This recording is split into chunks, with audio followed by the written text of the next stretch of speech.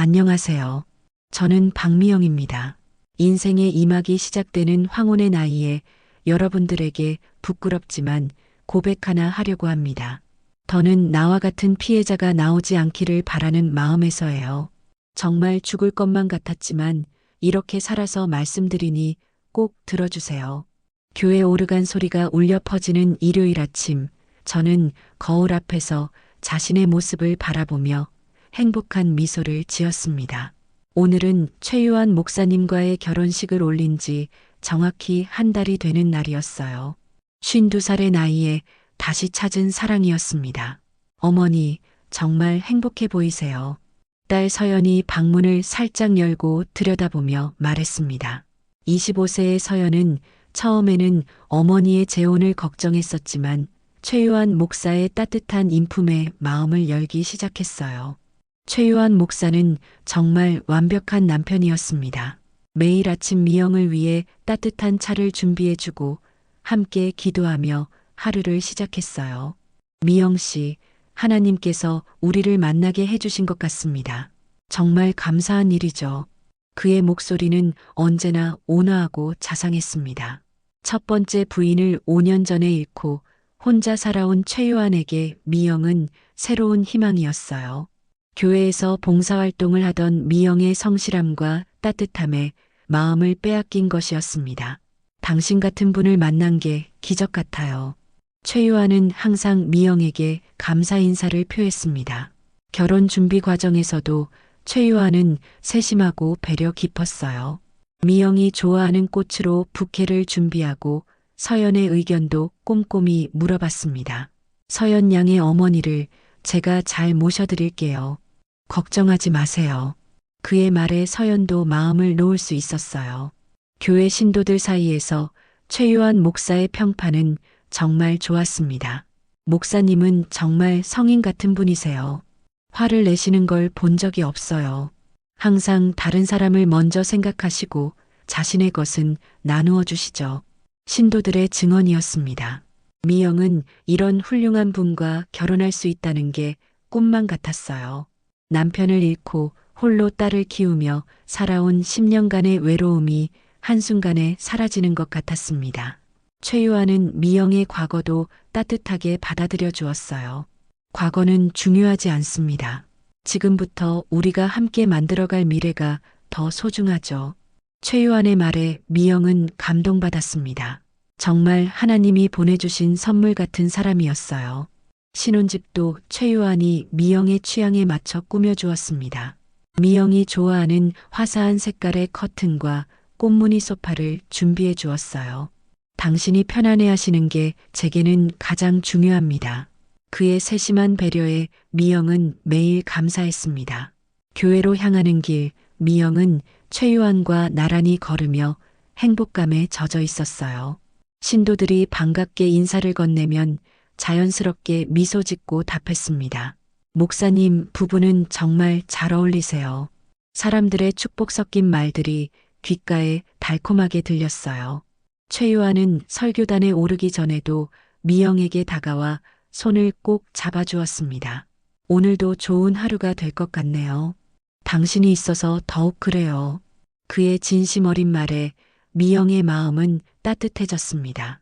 이런 남편과 함께라면 어떤 어려움도 이겨낼 수 있을 것 같았어요. 결혼한 지 3달이 지나면서 미영은 최유한의 작은 변화들을 느끼기 시작했습니다. 처음에는 사소한 것들이었어요. 아침 차를 준비해주던 습관이 줄어들고 함께하던 기도 시간도 자주 건너뛰게 되었습니다. 미영 씨, 오늘 음식이 좀 짜네요. 최유한이 저녁 식사 중에 말했어요. 목소리는 여전히 부드러웠지만 예전과는 다른 뉘앙스가 있었습니다. 미영은 당황하며 사과했어요. 죄송해요. 다음엔 더 신경 쓸게요. 괜찮습니다. 실수할 수 있죠. 다만 조금만 더 신경 써주세요. 최유한은 온화하게 웃으며 말했지만 미영은 왠지 모를 부담감을 느꼈습니다. 예전에는 음식에 대해 불만을 표현한 적이 없었거든요. 며칠 후 최유한은 미영의 옷차림에 대해서도 의견을 표했어요. 목사 부인으로서 좀 더 단정한 옷을 입으시는 게 어떨까요? 신도들이 보니까요. 말은 정중했지만 미영이 입고 싶은 옷을 입지 못하게 하는 것이었습니다. 네, 알겠어요. 미영은 순순히 따랐어요. 남편이 목사이니까 그런 부분들을 신경 써야 한다고 생각했습니다. 하지만 조금씩 자신의 자유가 제한되고 있다는 느낌을 받기 시작했어요. 서연이 집에 놀러 왔을 때도 변화가 느껴졌습니다. 서연 양, 요즘 대학원 공부는 어떤가요? 최유아는 여전히 친절하게 대했지만 예전처럼 진정으로 관심 있어 하는 것 같지는 않았어요. 형식적인 질문에 가까웠습니다. 어머니, 최근에 좀 피곤해 보이세요. 괜찮으세요? 서연이 걱정스럽게 물었을 때 미영은 괜찮다고 답했지만 속으로는 조금씩 쌓여가는 스트레스를 느끼고 있었어요. 가장 큰 변화는 최유한의 완벽주의적 성향이 드러나기 시작한 것이었습니다. 집안 정리부터 식사 준비, 심지어 미영의 하루 일정까지 세세하게 관여하기 시작했어요. 오늘은 뭘 하실 계획이세요? 라고 물어보는 것이 일상이 되었습니다. 그냥 마트 가서 장 보고 집안일 좀 하려고요. 미영이 답하면 최유아는 그러면 오후 3시까지는 집에 계실 수 있겠네요. 교회에서 전화할 수도 있으니까요 라고 말했어요. 통제하는 것은 아니지만 미영의 동선을 파악하려고 했습니다. 교회에서도 미묘한 변화들이 있었어요. 최유아는 신도들 앞에서는 여전히 자상한 남편이었지만 미영에게 은근히 신호를 보내기 시작했습니다. 미영이 다른 사람들과 너무 오래 대화하면 의미심장한 눈빛을 보내거나 시계를 보는 제스처를 했어요. 목사님이 부르시는 것 같은데. 미영은 대화를 중단하고 최유한에게 다가가야 했습니다. 점점 자유롭게 행동하기가 어려워졌어요. 어느 날 저녁 미영이 예전 직장 동료와 전화 통화를 하고 있을 때였습니다. 누구와 통화하고 계세요? 최유한이 물었어요. 목소리는 평상시와 같았지만 표정에는 약간의 경계심이 서려 있었습니다. 예전에 병원에서 함께 일했던 간호사예요. 미영이 설명하자 최유한은 고개를 끄덕였습니다. 아, 그렇군요. 너무 오래 통화하지는 마세요. 우리도 대화할 시간이 필요하니까요. 미영은 통화를 일찍 끝내야 했어요. 남편과의 시간이 중요하다는 최유한의 말에 이해할 수 없는 것은 아니었지만 왠지 모르게 답답함을 느꼈습니다. 그날 밤 침대에 누워 있으면서 미영은 생각했어요. 이런 변화들이 자연스러운 것일까? 결혼 생활에 적응하는 과정일까? 아니면 자신이 너무 예민하게 반응하는 것일까? 하지만 마음 한구석에서는 뭔가 잘못되고 있다는 불안감이 자라나고 있었습니다. 결혼한 지 5달째 미영은 처음으로 최유한의 진짜 모습을 엿보게 되었습니다. 어느 일요일 저녁 집으로 돌아온 최유한이 평소와는 다른 표정을 짓고 있었어요. 교회에서 무슨 일이 있었던 모양이었습니다. 오늘 예배는 어떠셨어요? 미영이 조심스럽게 물었습니다. 최유한은 넥타이를 풀며 한숨을 내쉬었어요. 김 권사가 또 말이 많더군요. 예배 순서에 대해 이래라 저래라 하면서 말이에요. 미영은 최유한의 목소리에서 평소에 없던 날카로움을 느꼈습니다. 그래도 오랫동안 교회를 다니신 분이니까 나름의 의견이 있으실 거예요.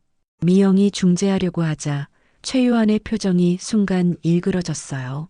당신이 뭘 알아서 그런 말을 해요? 최유한의 목소리가 갑자기 차갑게 변했습니다.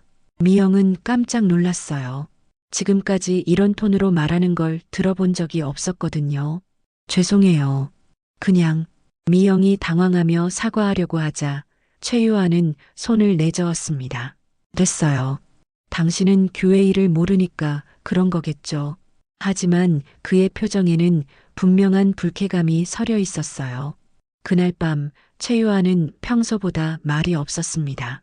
저녁 식사도 조용히 마쳤고 텔레비전을 보면서도 계속 못마땅한 표정을 지었어요. 미영은 남편의 기분을 맞춰주려고 애썼지만 어떻게 해야 할지 몰랐습니다. 며칠 후 더 큰 변화가 찾아왔습니다. 미영이 마트에서 장을 보고 돌아왔는데 최유한이 영수증을 자세히 살펴보고 있었어요. 이게 뭐예요? 3만 원이나 썼네요. 그의 목소리에는 비난의 기색이 섞여 있었습니다. 필요한 것들만 샀는데요. 고기랑 야채, 그리고 미영이 설명하려고 하자 최요한이 말을 끊었어요. 필요한 것들이라고요? 이 비싼 고기를 꼭 사야 했나요? 우리가 돈이 남아돌아서 이런 식으로 쓰는 줄 아세요? 미영은 당황했습니다. 예전에는 장 보는 일에 대해 간섭한 적이 없었는데 갑자기 이런 식으로 따지니까 어떻게 대답해야 할지 몰랐어요. 앞으로는 더 절약해서 살게요. 그래야죠. 목사 가정이 사치스럽게 살면 신도들이 뭐라고 하겠어요? 최요한의 말은 그럴듯했지만 미영은 마음이 무거워졌습니다. 자신이 뭔가 잘못했다는 죄책감이 들기 시작했어요. 이런 일들이 반복되면서 미영은 점점 위축되기 시작했습니다. 무엇을 하든 최요한의 눈치를 봐야 했고 사소한 일에도 허락을 구해야 했어요. 오늘 서연이가 집에 오고 싶다고 하는데 괜찮을까요? 딸이 너무 자주 오는 것 같은데요.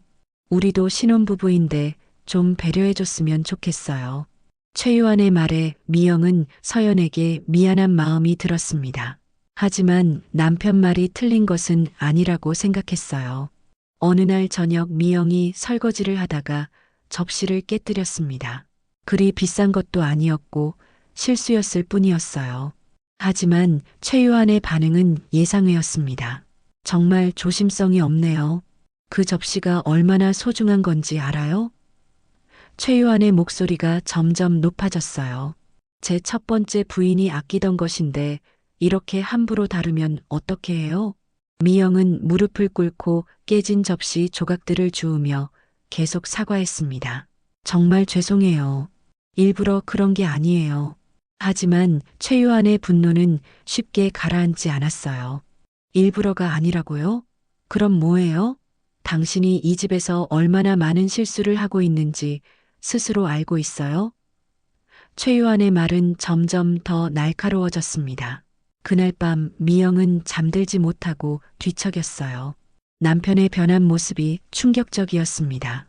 결혼 전까지는 정말 완벽해 보였던 사람이었는데 이제는 완전히 다른 사람 같았어요. 혹시 자신이 정말 부족한 아내인 걸까 하는 생각이 들기 시작했습니다. 시간이 흘러 최요한의 변화는 더욱 노골적이 되었습니다.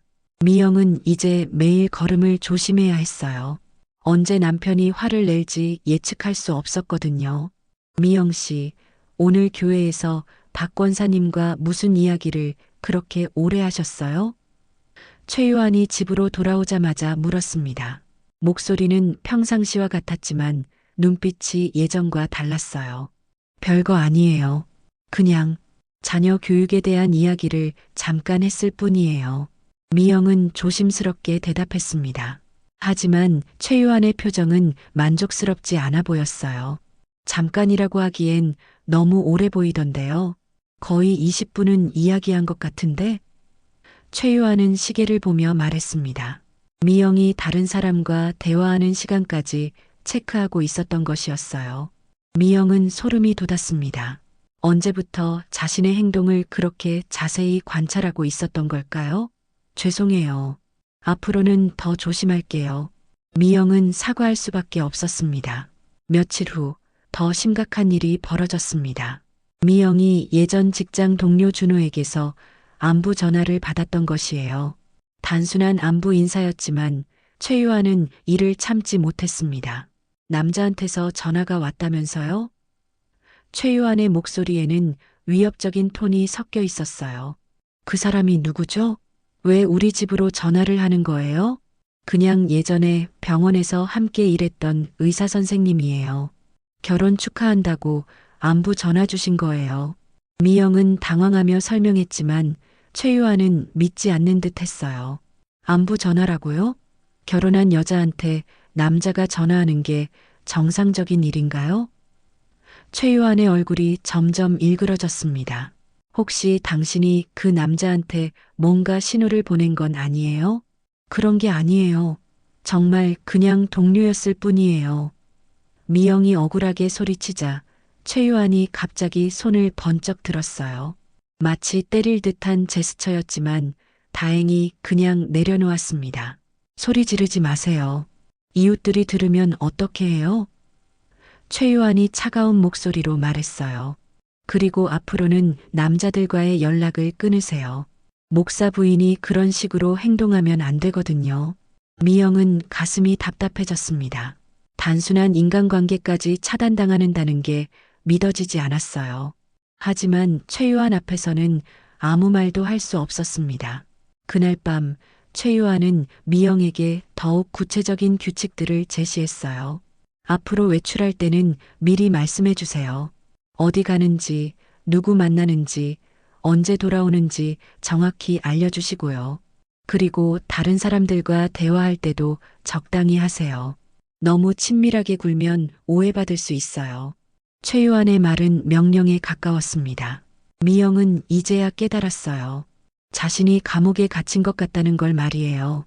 사랑한다고 했던 남편이 실제로는 자신을 통제하려고만 했던 것이었습니다.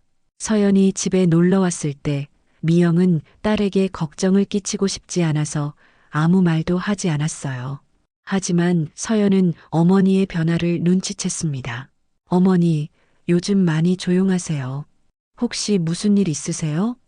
서연이 걱정스럽게 물었지만 미영은 괜찮다고 답할 수밖에 없었어요. 그때 최유한이 거실에 나타났습니다. 서연 양, 어머니와 좋은 시간 보내고 계시는군요. 하지만 너무 늦지 않게 들어가시는 게 좋겠어요. 겉으로는 친절한 말이었지만 서연을 빨리 내보내려는 의도가 뻔했어요. 서연이 집으로 돌아간 후 최유한은 미영에게 말했습니다. 딸이 너무 자주 오는 것 같은데요. 우리 부부만의 시간도 필요하지 않을까요? 이제는 딸과의 만남마저 제한하려고 했습니다. 미영은 그날 밤 혼자 울었어요. 결혼 전 그렇게 다정했던 남편이 이제는 완전히 다른 사람이 되어 있었습니다. 자신을 사랑한다고 했던 사람이 실제로는 소유하려고만 했던 것이었어요. 마침내 최유한의 진짜 폭력이 시작되었습니다. 어느 화요일 저녁 미영이 저녁 준비를 하다가 국을 조금 짜게 만든 것이 발단이었어요. 이게 뭐예요? 짠맛이 이 정도면 사람이 먹을 수 있는 음식인가요? 최유한의 목소리가 점점 높아졌습니다. 미영은 급히 사과하며 다시 만들어드리겠다고 했지만 이미 늦었어요. 매번 이런 식이네요. 간단한 요리도 제대로 못하면서 뭘 하고 살았던 거예요? 최유한이 젓가락을 탁자에 내던지며 소리쳤습니다. 그러더니 갑자기 미영의 팔을 세게 잡았어요. 아파요.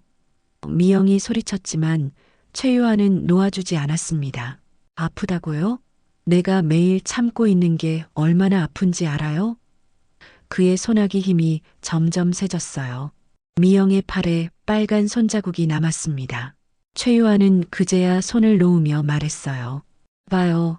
내가 화를 내게 만든 건 당신이에요. 이런 일이 없었으면 좋겠어요.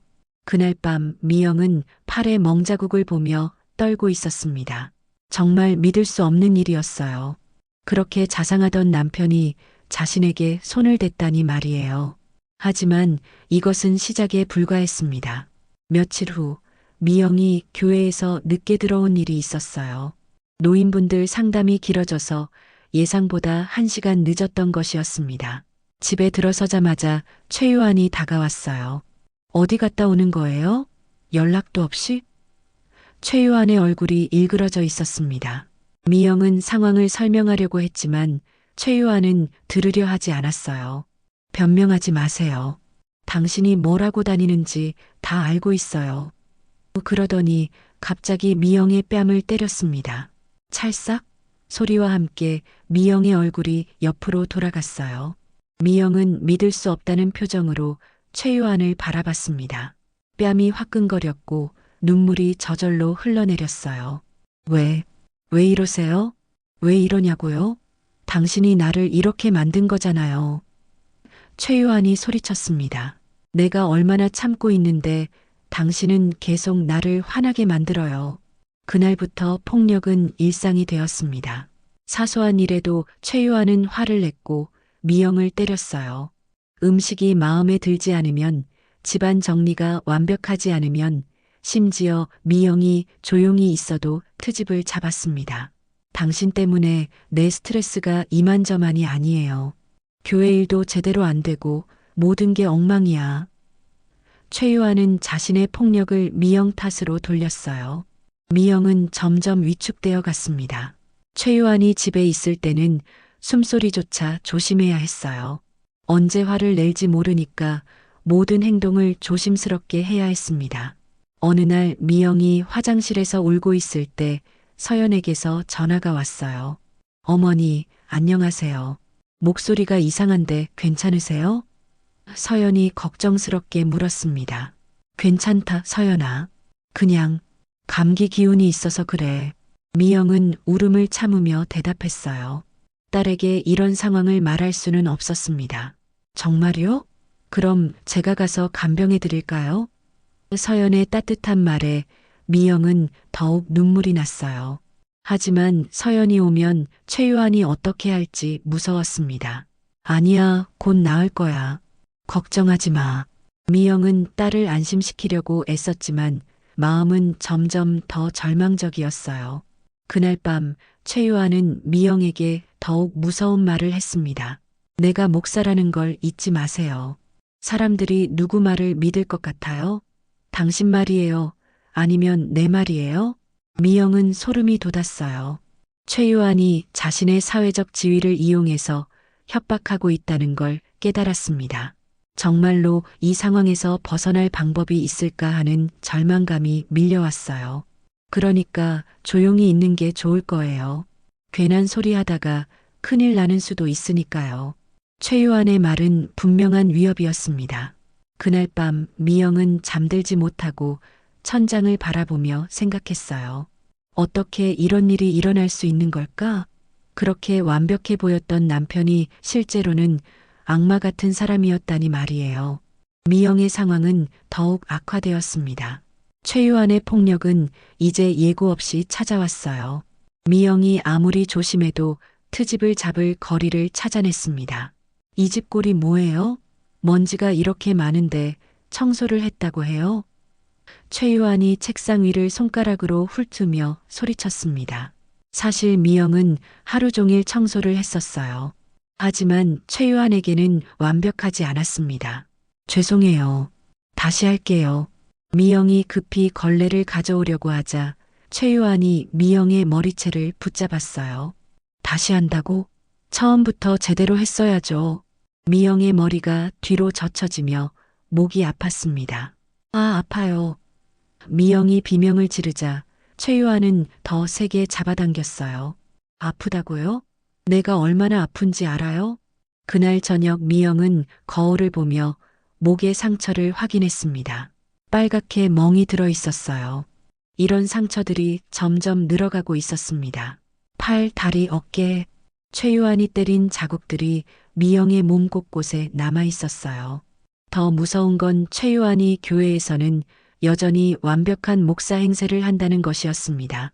미영 부인은 정말 좋은 분이세요. 목사님이 부럽습니다. 신도들의 말에 최유한은 온화하게 미소 지었어요. 제가 복이 많죠? 이런 좋은 아내를 만나서 말이에요. 최유한은 미영의 어깨에 손을 올리며 말했습니다. 하지만 그 손길에서 미영은 소름이 돋았어요. 어젯밤에 그 손으로 자신을 때렸던 것이 생각났거든요. 집으로 돌아가는 길에서 최유한은 다시 본 모습을 드러냈습니다. 오늘 김 집사님하고 너무 오래 이야기한 것 같은데 뭔 말을 그렇게 많이 해요? 질문이라기보다는 추궁에 가까웠어요. 별거 아니에요. 그냥 교회 봉사 활동에 대한 이야기를 미영이 설명하려고 하자 최유한이 차를 급정거시켰습니다. 거짓말하지 마세요. 차 안에서 최유한이 미영의 팔을 비틀었어요. 아, 미영이 비명을 지르자 최유한은 더 세게 비틀었습니다. 조용히 해요. 지나가는 사람들이 보잖아요. 그날 밤 미영은 처음으로 도망갈 생각을 했습니다. 이런 생활을 더 이상 견딜 수 없었어요. 하지만 어디로 갈 수 있을까요? 서연에게 피해를 줄 수는 없었고 다른 사람들은 믿어주지 않을 것 같았습니다. 며칠 후 미영은 용기를 내어 서연에게 전화를 걸었어요. 서연아, 엄마가 좀 힘들어. 목소리가 떨렸습니다. 어머니, 무슨 일이세요? 목소리가 이상해요. 서연이 걱정스럽게 물었어요. 미영은 잠시 망설이다가 말했습니다. 최 목사님이 가끔 화를 내셔서. 화를 내신다고요? 어떻게요? 서연의 목소리에 긴장감이 돌았어요. 미영은 더 구체적으로 말하고 싶었지만 용기가 나지 않았습니다. 그냥 좀 무서워서 그래. 미영이 애매하게 말하자 서연은 즉시 달려오겠다고 했어요. 어머니, 지금 당장 갈게요. 안 돼. 오면 안 돼. 미영이 급히 말렸습니다. 서연이 오면 최유한이 어떻게 할지 무서웠어요. 그냥 괜찮아. 엄마가 예민해져서 그런 거야. 하지만 서연은 뭔가 심각한 일이 일어나고 있다는 걸 직감했어요. 어머니의 목소리에서 절망감이 느껴졌습니다. 전화를 끊은 후 서연은 어머니를 도와야 한다고 결심했어요. 그날 저녁 최유한은 미영이 서연과 통화한 것을 알게 되었습니다. 교회에서 누군가 미영이 울면서 전화하는 걸 봤다고 알려준 것이었어요. 서연한테 뭔 말을 했어요? 최유한의 목소리가 위험하게 낮아졌습니다. 미영은 등골이 오싹해졌어요.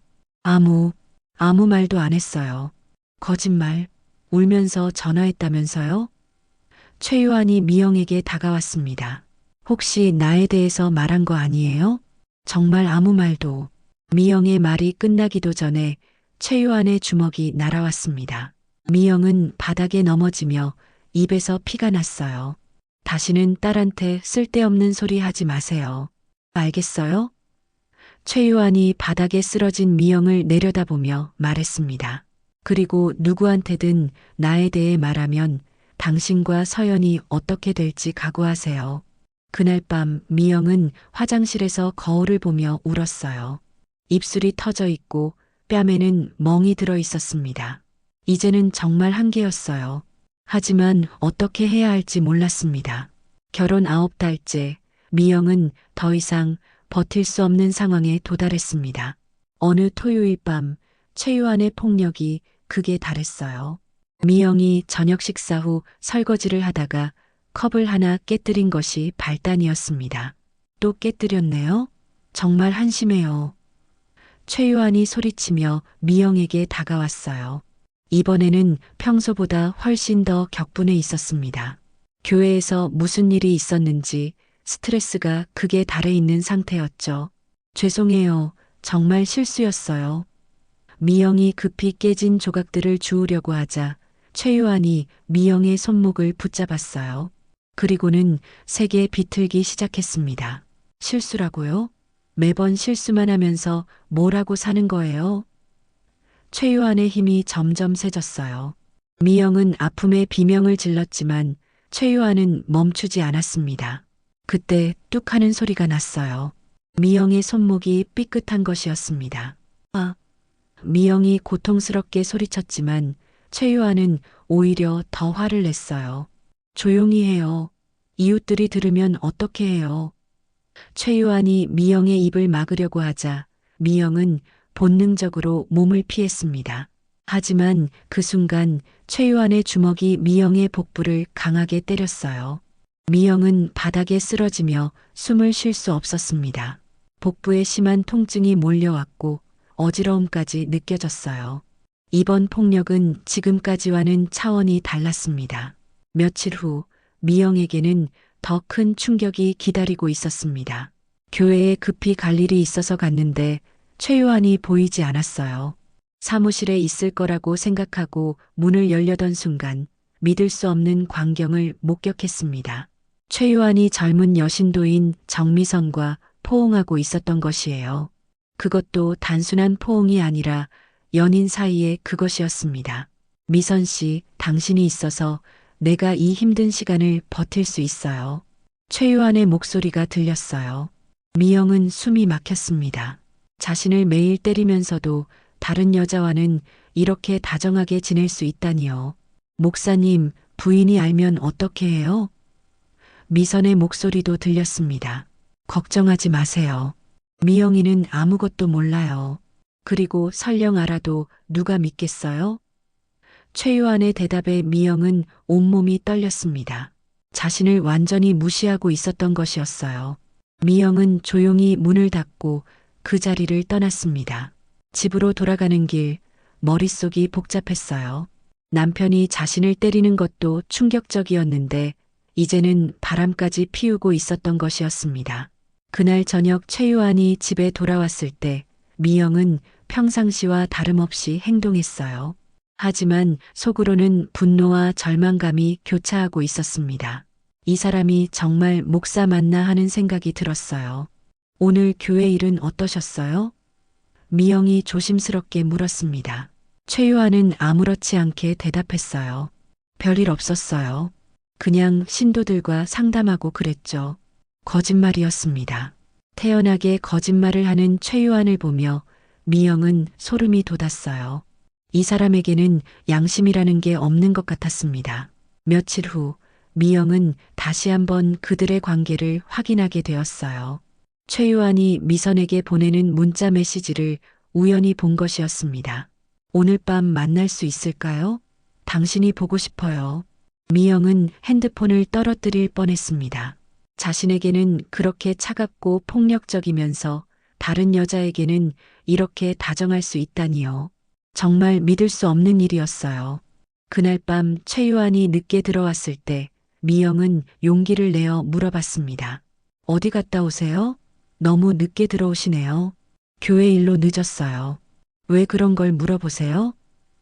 최유한의 대답은 여전히 거짓말이었어요. 미영은 더 이상 참을 수 없었습니다. 정미선 씨와 만난 거죠?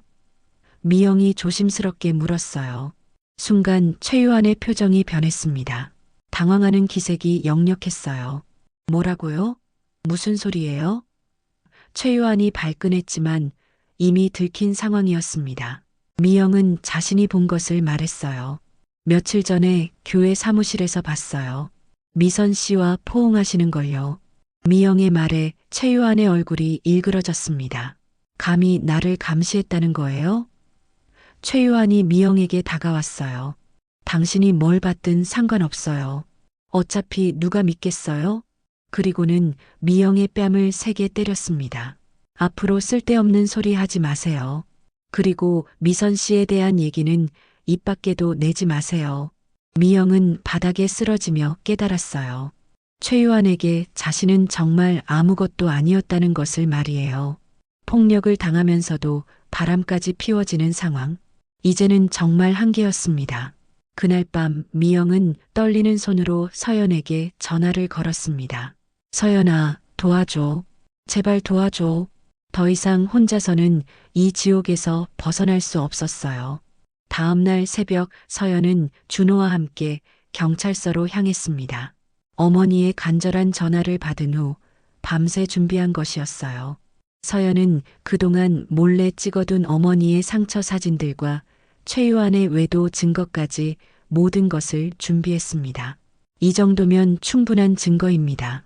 담당 경찰관이 자료들을 살펴보며 말했어요. 가정폭력뿐만 아니라 정신적 학대까지 명확하게 드러나 있네요. 한편 최유한은 평소와 같은 시간에 교회로 향했습니다. 마치 어젯밤 아무 일도 없었던 것처럼 말이에요. 하지만 교회에 도착하자마자 경찰들이 기다리고 있었습니다. 최유한 목사님, 가정폭력 및 정신적 학대 혐의로 동행 수사하겠습니다. 경찰관의 말에 최유한은 당황했어요. 주변에 있던 신도들, 특히 정미선도 충격적인 표정을 지었습니다. 무슨 말씀이세요? 저는 목사입니다. 이런 일은 오해가 있을 거예요.